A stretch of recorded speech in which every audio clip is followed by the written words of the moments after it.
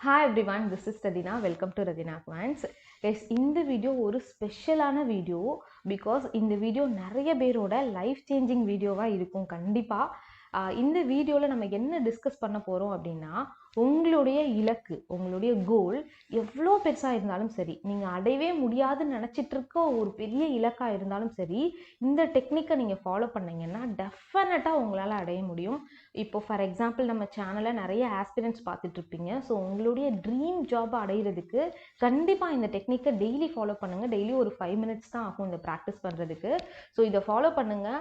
உங்களுடைய இலக்கு எவ்வளோ பெருசாக இருந்தாலும் கண்டிப்பாக உங்களால் அச்சீவ் பண்ண முடியும். ஸோ அது என்னன்னு நம்ம பார்க்குறதுக்கு முன்னாடி ஒரு 2 important announcement. First one is, so நீங்கள் எக்ஸாம் ப்ரிப்பேர் பண்ணிட்டு இருக்க ஆஸ்பிரண்ட் அப்படின்னா, இப்போ நிறைய இன்சூரன்ஸ் செக்டார்லேருந்துலாம் நிறைய வேகன்சிஸ் வந்திருக்கு. ஸோ அதில் குவான்டிடேட்டிவ் ஆப்டிடியூட் ப்ரிப்பேர் பண்ணுறதுக்கு நம்மளுடைய ரதினா குவான்ஸ் ஆப்பை ப்ளே ஸ்டோரில் போய் டவுன்லோட் பண்ணிக்கோங்க. அங்கே குவான்டிடேட்டிவ் ஆப்டிடியூட்க்கு ஒரு வீடியோ கோர்ஸ் இருக்குது, குவான்ஸ் A to Z சீரிஸ்னு. இப்போ லைஃப் டைம் வேலிடிட்டியில் அந்த கோர்ஸ் இருக்குது. 10 daysல அந்த லைஃப் டைம் வேலிடிட்டி க்ளோஸ் ஆகிடும். ஸோ அதற்கு முன்னாடியே நீங்கள் அந்த கோர்ஸ் யூஸ் பண்ணிக்கோங்க. ஸோ இன்றைக்கி 1 day ஆஃபராக 777 ஆஃபர் லைஃப் டைம் பேக்கு கொடுத்துருக்கேன். ஸோ நாளைக்கு நைட்டோட அந்த 777 ஆஃபர் முடிஞ்சிடும். அதுக்கப்புறம் 999 இருக்கும். ஸோ தேவைப்பட்டால் யூஸ் பண்ணிக்கோங்க. ரெண்டாவது விஷயம், ஸோ இன்சூரன்ஸ் செக்டாருக்கு மெயின்ஸ் லெவல் கண்டென்ட் கேட்டுட்டு இருக்கீங்க, அதாவது அந்த எக்ஸாம் ப்ரிப்பரேஷனுக்கு அப்ளிகேஷன் சம்ஸ் குவான்ஸுக்கு.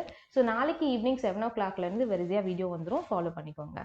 நான் ஆல்ரெடி சொன்ன மாதிரி உங்களுடைய இலக்கு, உங்களுடைய கோல் வந்து எவ்வளோ பெரிய கோலாக இருந்தாலும் சரி, இப்போ ஆஸ்பிரண்ட்டாக இருந்தீங்கன்னா உங்கள் ட்ரீம் ஜாபை நீங்கள் மேனிஃபெஸ்ட் பண்ண முடியும். அதர் ஃபாலோயர்ஸ் யாராவது பார்த்துட்டு இருக்கீங்க அப்படின்னா, இவ்வளோ பெரிய வீட்டில் நான் இருக்கணும், இல்லை லக்ஸூரியஸ் கார் ஒன்று வாங்கணும், இல்லை என் லைஃப் ஸ்டைல் இந்த மாதிரி ஆகணும்னு என்ன கோல் வேணால் இருந்துட்டு போகுது, ஹெல்த் ரிலேட்டட் ரிலேஷன்ஷிப் கோலோ எதுவாக இருந்தாலும் உங்களால் அந்த இலக்கை அடைய முடியும். ஸோ அதற்கு உங்களுக்கு ஹெல்ப் பண்ண போகிற டெக்னிக் என்ன அப்படின்னா, விசுவலைசேஷன் டெக்னிக், அதாவது அகக்காட்சி படைப்பு அப்படின்னு சொல்லுவாங்க.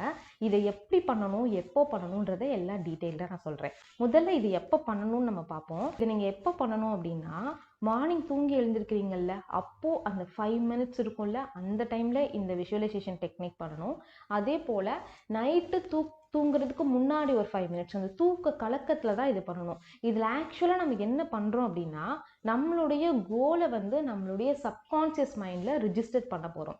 உங்களுடைய சப்கான்ஷியஸ் மைண்டில் எதை ரிஜிஸ்டர் பண்ணுறீங்களோ, அதாவது உங்களுடைய ஆழ் மனது எதை நம்புதோ அது கண்டிப்பாக ரியாலிட்டியில் நடந்தே தீரும். ஸோ அந்த ப்ராசஸ் தான் விசுவலைசேஷன் டெக்னிக் மூலமாக நம்ம பண்ண போகிறோம். ஸோ சப்கான்ஷியஸ் மைண்டில் ரிஜிஸ்டர் பண்ணுறதுக்கு உங்களுடைய கான்ஷியஸ் மைண்ட் வந்து ஆஃபில் இருக்கணும். ஏன் அப்படின்னா, கான்ஷியஸ் மைண்ட் எப்போவுமே ஒரு லாஜிக்கலாக யோசிக்கும். நீங்கள் இந்த ப்ராசஸில் ஆக்சுவலாக நம்ம என்ன பண்ண போகிறோம்னா, நம்மளுடைய கோல், நம்மளுடைய இலக்கை நம்ம ஆல்ரெடி அடைஞ்ச மாதிரி ஒரு அகக்காட்சி படைப்பை நம்ம கிரியேட் பண்ண போகிறோம்.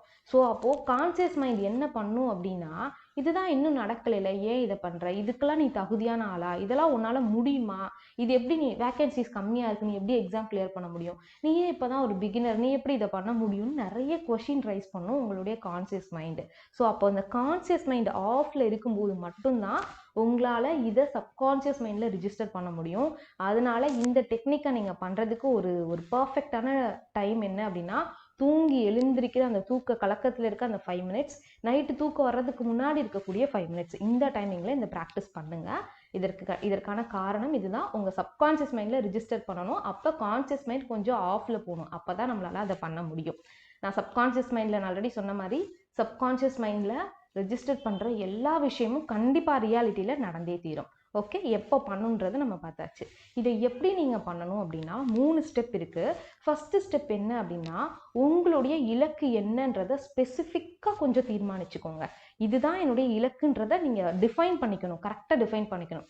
ஃபார் எக்ஸாம்பிள், உங்களுக்கு வந்து இப்போது பேங்க் எக்ஸாம், இப்போ SBI கிளர்க்கு கூட வந்துட்டு இருக்குல்ல, நிறைய பேர் அட்டன் பண்ணியிருப்பீங்க. SBI கிளர்க் மெயின்ஸ்லாம் கிளியர் பண்ணி SBI கிளர்க் போஸ்டிங் போகணும், இல்லை இன்சூரன்ஸ் செக்டாரில் AO கிளியர் பண்ணணும், இல்லை பேங்க் எக்ஸாமில் PO கிளியர் பண்ணணும். அந்த மாதிரி ஒரு ஸ்பெசிஃபிக்காக, ஓரளவுக்கு ஸ்பெசிஃபிக், உங்களுடைய இலக்கை கொஞ்சம் ஸ்பெசிஃபிக்காக நீங்கள் டிஃபைன் பண்ணிக்கணும். இதுதான் ஃபஸ்ட்டு ஸ்டெப்.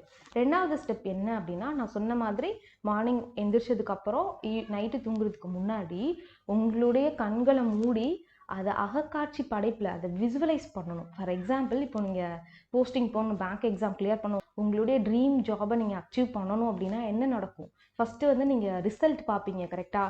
ரிசல்ட்டில் உங்களுக்கு ஃபஸ்ட்டு இந்த congratulation we are glad to inform you அது வரும்ல. ஸோ அதை நீங்கள் விசுவலைஸ் பண்ணுங்கள். அது ஃபஸ்ட்டு உங்களுக்கு வர்ற மாதிரி, அது வரும்போது நீங்கள் என்ன மாதிரி உணர்வீங்க, அது வந்ததுக்கப்புறம் யார்கிட்ட போய் இன்ஃபார்ம் பண்ணுவீங்க, உங்கள் பேரண்ட்ஸ் கிட்ட சொல்லுவீங்க, அவங்க எந்த அளவுக்கு சந்தோஷப்படுவாங்க, நீங்கள் எந்த அளவுக்கு சந்தோஷப்படுவீங்க. அதுக்கப்புறம் நீங்கள் அடுத்த ஸ்டெப் என்னவா இருக்கும், உங்களுடைய மென்டார்ஸ் கிட்ட இன்ஃபார்ம் பண்ணுவீங்க.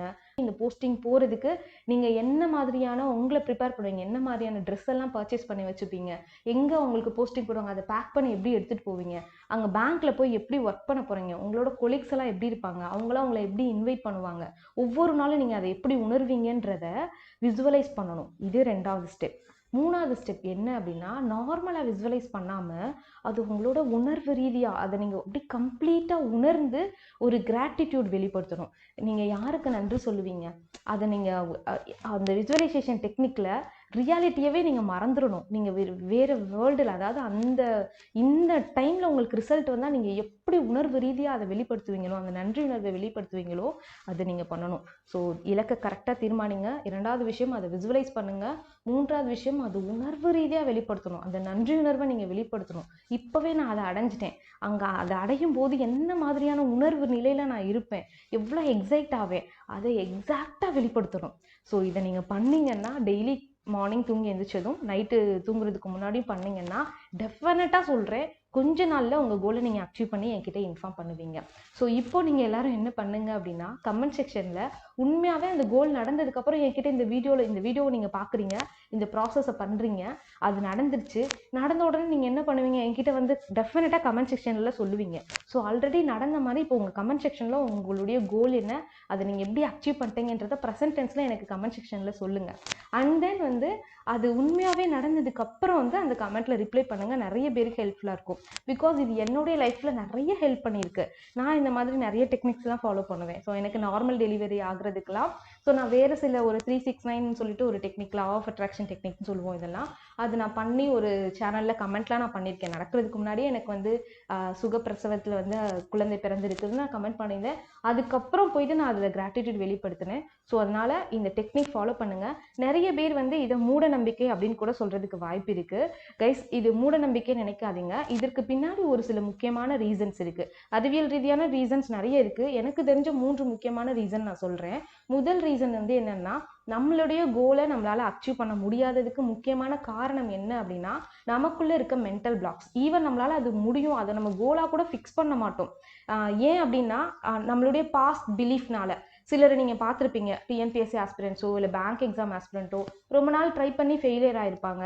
அந்த மாதிரியான பாஸ்ட் பிலீஃப்ஸ் எல்லாம் வந்து என்ன பண்ணணும்னா, உங்கள் சப்கான்ஷியஸ் மைண்டில் இதெல்லாம் உன்னால் முடியாது அப்படின்னு சொல்லி பதிய வச்சுருக்கும். ஸோ அப்போது உங்கள்கிட்ட ஒரு சில மென்டல் பிளாக்ஸ் இருக்கும், எதிர்மறையான நிறைய எண்ணங்கள் இருக்கும். ஸோ அதெல்லாம் நீங்கள் எப்போ ரிமூவ் பண்ணுறீங்களோ ஆட்டோமேட்டிக்காக நீங்கள் அது முடியும்னு நீங்கள் நினைப்பீங்க, அதற்கான முயற்சியை நீங்கள் எடுப்பீங்க. அப்போ அந்த மென்டல் பிளாக்ஸ்லாம் அவ்வளோ சீக்கிரம் தானாக போகாது. பாஸ்ட் பிலீஃப் மூலமாக வந்த மென்டல் பிளாக்ஸ்லாம், இந்த மாதிரியான ப்ராக்டிசஸ்லாம் நீங்கள் பண்ணும்போது முதல் விஷயம், உங்களுடைய மென்டல் பிளாக்ஸ் எல்லாமே போயிடும். உங்களால் முடியும் அப்படின்ற ஒரு தன்னம்பிக்கையான ஒரு உணர்வு வரும், உங்கள் மேலே ஒரு நம்பிக்கை வரும். இதுதான் முக்கியமாக இதற்கு பின்னாடி இருக்க ஒரு மிகப்பெரிய காரணம் வந்து இதுதான். மென்டல் பிளாக்ஸ் கிளியர் ஆச்சுன்னா நீங்கள் ஆட்டோமேட்டிக்காக அது உங்களால் முடியும் நீங்கள் நம்பும்போது அதற்கான முயற்சி நீங்கள் எடுக்க ஆரம்பிச்சிருவீங்க. 2வது முக்கியமான விஷயம் வந்து, இதை நீங்கள் பண்ணும்போது உங்களுக்குள்ள இந்த எதிர்மறையான எண்ணங்கள்லாம் போயிடுச்சு அப்படின்னா நீங்கள் ரொம்ப பாசிட்டிவாக ஃபீல் பண்ணுவீங்க. உங்கள் இலக்கில் உங்களுடைய கவனம் அதிகமாக இருக்கனால உங்கள் ஆப்பர்ச்சுனிட்டிஸ் நிறைய உங்களுக்கு தெரியும். இதற்கு முன்னாடி இதே ஆப்பர்ச்சுனிட்டிஸ் உங்ககிட்ட இருந்திருக்கும், ஆனால் அதை நீங்கள் கவனித்து பார்த்துருக்க மாட்டீங்க. அது உங்களுக்கு இப்போ கிடைக்கும். அதை உங்கள் சக்ஸஸ்க்கு தேவையான மனிதர்கள் நிறைய பேர் மீட் பண்ணுவீங்க. இப்போ இந்த வீடியோ நீங்கள் பார்த்துட்ருக்கீங்கன்னா கூட டெஃபினட்டாக உங்கள் இலக்கை நோக்கி உங்களுடைய முதல் ஸ்டெப் ஆரம்பிச்சிருச்சு. அதனால தான் இந்த வீடியோ உங்களுக்கு சஜஷனில் வருது.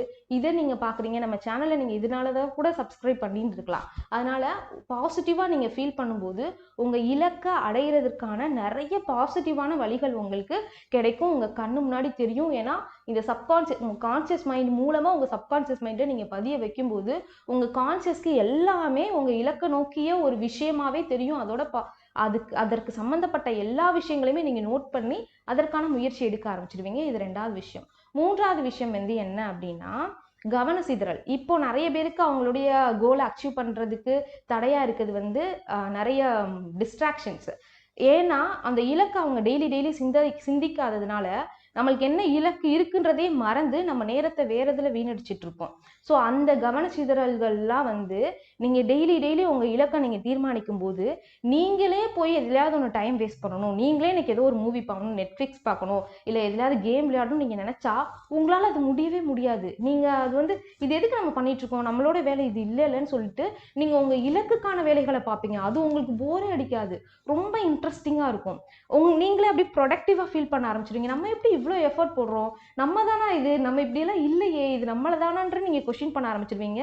நீங்கள் உங்கள் இலக்கை நோக்கி வைக்கிற ஒவ்வொரு ஸ்டெப்புமே உங்களுக்கு கஷ்டமாக ஃபீல் ஆகாது, ரொம்ப ஈஸியாக ஃபீல் ஆகும், ரொம்ப ஜாலியாக இருக்கும். அடுத்து என்ன பண்ண போகிறோம், ஒவ்வொரு நாளும் நீங்கள் எழுந்திருக்கும் போது ஒரு எக்ஸைட்மெண்ட் கிடைக்கும். இன்னைக்கு நம்ம இலக்கை நோக்கி நம்ம என்ன ஸ்டெப் பண்ண போகிறோம், அதன் மூலமாக நிறைய பாசிட்டிவிட்டியை நீங்கள் ஃபீல் பண்ணுவீங்க. ஸோ இதுதான் முக்கியமான 3 ரீசன். உங்களுக்கு வந்து மென்டல் பிளாக்ஸ் ரிமூவ் ஆகும் இதை ப்ராக்டிஸ் பண்ணுறதுனால. நிறைய ஆப்பர்ச்சுனிட்டிஸ் உங்கள் முன்னாடி கண்ணுக்கு முன்னாடி படும், உங்களுக்கே தெரியாமல் நீங்கள் நிறைய எஃபர்ட் போடுவீங்க, இந்த டிஸ்ட்ராக்ஷன்ஸ் எல்லாம் இருக்கவே இருக்காது. ஸோ நான் சொன்ன மாதிரி இந்த டெக்னிக்கை ஃபாலோ பண்ணுங்கள். இப்போ கமெண்ட் செக்ஷனில் உங்களுடைய இலக்கை நீங்கள் அடைஞ்சிட்டீங்க எனக்கு எப்படி வந்து கமெண்ட் பண்ணுவீங்களோ அதை இப்போவே பண்ணுங்கள், நிறைய பேருக்கு ஹெல்ப்ஃபுல்லாக இருக்கும். நான் சொன்ன மாதிரி ரதினா குவான்ஸ் ஆப் டவுன்லோட் பண்ணிக்கோங்க. நாளையிலேருந்து ஒரு சீரிஸ் வந்துடும். இது போல் வீடியோ உங்களுக்கு கொஞ்சம் கண்டென்ட்டை தாண்டி இந்த மாதிரி வீடியோஸ் வேணும்னா அதையும் கமெண்ட் செக்ஷனில் சொல்லுங்கள். கண்டிப்பாக நான் படிக்கிற ஒரு சில புத்தகத்துலேருந்து ஆக்சுவலாக இப்போ நான் சொல்கிற இந்த விஷயங்கள் வந்து என்னென்னா, புக் இப்போ இருக்கான்னு தெரியல, அங்கே வெளியே வச்சுருக்கேன். த சீக்ரெட் அப்படின்னு ஒரு புத்தகத்துலேருந்து நான் படித்த விஷயம். உங்களுடைய அந்த சீக்ரெட்டில் முக்கியமாக சொல்லியிருக்க விஷயமே வந்து என்னென்னா 3 செயல்முறை தான். கேளுங்கள், நம்புங்கள், பெற்றுக்கொள்ளுங்கள். உங்களுக்கு என்ன வேணுமோ அதை நீங்கள் கேட்கணும், அது ஆல்ரெடி நடந்த மாதிரி உணரணும், அதை நம்பணும், அதுக்கப்புறம் அது ஆட்டோமேட்டிக்காக உங்களுக்கு கிடைச்சிரும். ஸோ நீங்களும் ஃப்ரீ டைம் இருந்தது அப்படின்னா டெய்லி கொஞ்சம் நேரம் புத்தகம் படிக்கிறதுக்கு கொஞ்சம் டைம் ஸ்பெண்ட் பண்ணுங்கள். புத்தகம் படிக்க நேரம் இல்லை அப்படின்னா தி சீக்ரெட் மூவி இன் தமிழ் அப்படின்னு யூடியூப்பில் சர்ச் பண்ணுங்கள். ஒரு மூவி வரும், 1.5 மணி நேரம் இருக்கும். அந்த மூவி பாருங்கள், உங்கள் லைஃபே நிறைய விஷயங்களை புதுசாக ஃபீல் பண்ணுவீங்க. டெஃபினட்டாக அந்த வீடியோவும் உங்களுடைய லைஃப் சேஞ்சிங் வீடியோவாக இருக்கும். ஆக்சுவலாக ஒரே ஒரு டிஸ்க்ளைமர் என்ன அப்படின்னா, டெய்லி நான் மார்னிங்கும் நைட்டும் மட்டும் விசுவலைஸ் பண்ணுவேன், வேறு எந்த ப்ராக்டிஸும் பண்ண மாட்டேன், அதாவது என்னுடைய எக்ஸாமுக்கு நான் ப்ரிப்பேர் பண்ண மாட்டேன், இல்லை என் கோலை அடையிறதுக்கு நான் எதுவுமே பண்ண மாட்டேன்னு இருந்தீங்கன்னா இது ஒர்க் ஆகாது. அதாவது இந்த ப்ராக்டிஸ் பண்ணுறதே உங்களை ப்ரொடக்டிவாக மாற்றுறதுக்கு தான். டெஃபினட்டாக இந்த ப்ராக்டிஸ் பண்ண ஆரம்பிச்சிட்டிங்கன்னா நீங்கள் சும்மா இருக்க மாட்டீங்க. உங்கள் கோலுக்கு உங்கள் சைட்லேருந்து நீங்கள் என்ன எஃபோர்ட் போடணுமோ அதை போட ஆரம்பிச்சிருவீங்க. சிலர் வந்து இதை நெகட்டிவாக பார்க்குறதுக்கு வாய்ப்பு இருக்குது. என்ன அப்படின்னா, நான் மார்னிங் எழுந்திருப்பேன், இந்த விசுவலைசேஷன் டெக்னிக்கை மட்டும் பண்ணுவேன், மற்றபடி என் கோலை அடையிறதுக்கு நான் எந்த முயற்சியும் என் சைட்லேருந்து கொடுக்க மாட்டேன், லாஜிக்கலான முயற்சிகள் எதுவும் நான் பண்ண மாட்டேன் அப்படின்னு இருந்திருக்கிறதுக்கு சில வாய்ப்புகள் இருக்குது.